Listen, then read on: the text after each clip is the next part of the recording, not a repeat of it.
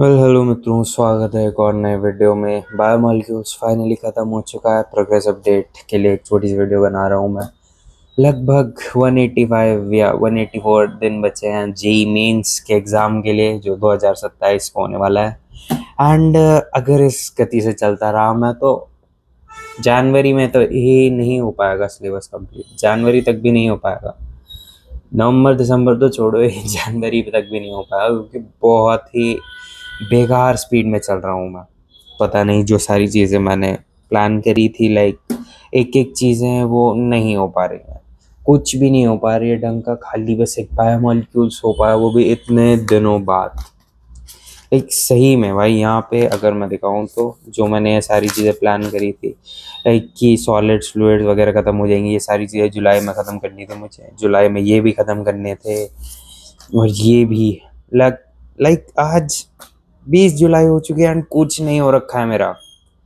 सो genuinely बहुत ही परेशान हूँ मैं कि क्या करूँ, क्योंकि इस स्पीड से अगर चला मैं तो कुछ नहीं होने वाला है, कुछ भी नहीं होगा मेरे से। एंड ट्रस्ट मी, सिलेबस जल्दी करना मेरी बहुत ही ज़्यादा मजबूरी है, क्योंकि कॉलेज वगैरह से रिलेटेड चीज़ें भी आ जाएंगी एट दी एंड बाद में। एंड उसमें अगर मैं इन्वॉल्व हो गया तो वहाँ टाइम नहीं मिलेगा मुझे उतना ज़्यादा। तो मैं अभी सोच रहा हूँ कि कैसे प्लान आउट करूँ चीज़ें, ताकि जल्दी ख़त्म कर सकूँ मैं चीज़ें। लाइक मुझे ख़त्म करना है भाई अक्टूबर एंड या नवंबर तक अपना सिलेबस। एंड उसके बाद क्वेश्चन प्रैक्टिस वगैरह पे ही लगाना है पूरा। थ्योरी पोर्शन मुझे डेफिनेटली ख़त्म करना है ये नवंबर तक, और मैं पूरा ट्राई करूँगा कि अक्टूबर एंड या नवंबर तक मैं ख़त्म कर दूँ थ्योरी पोर्शन, क्योंकि मेरे से और नहीं हो पा रहा है। एंड अगर मैंने पूरी रिसर्च कर लिया भाई, कहीं भी देख लिया है मैंने, अगर मैं नहीं कर पाऊँगा नवंबर तक सिलेबस ख़त्म तो होने सरा जी।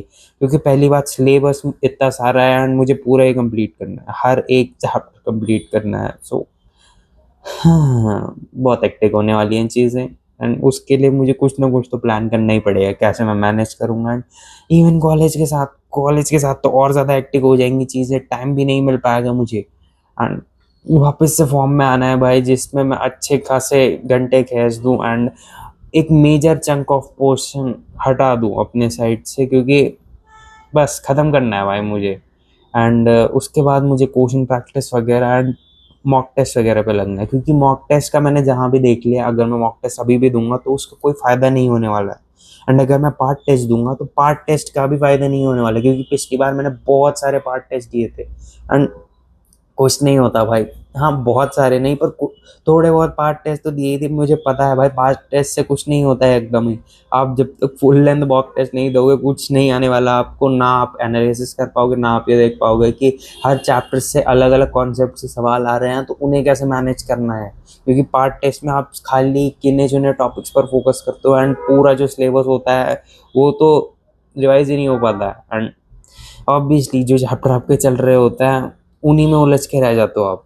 सो फॉर श्योर मैं फुल लेंथ मॉक टेस्ट पे ही मूव करूँगा। एंड मैं सोच रहा हूँ कि अगस्त से मूव करूँ या पता नहीं भाई, बट मुझे एक थ्योरी पोर्शन तो कंप्लीट करना ही है, ताकि जब मैं मॉक टेस्ट पे जाऊँ मुझे ध्यान रहे चीज़ों का कि हाँ ये चीज़ें हैं एंड ये यहाँ से पूछा गया है, तो जहाँ इम्प्रूवमेंट करना होगा वहाँ मैं कंप्लीट कर सकूँ चीज़ें। एंड इतना ही कहना था, मैं फिगर आउट कर रहा हूँ चीज़ें। ओके, फिर बाय बाय, अगले वीडियो में मिलते हैं, तब तक के लिए बाय बाय।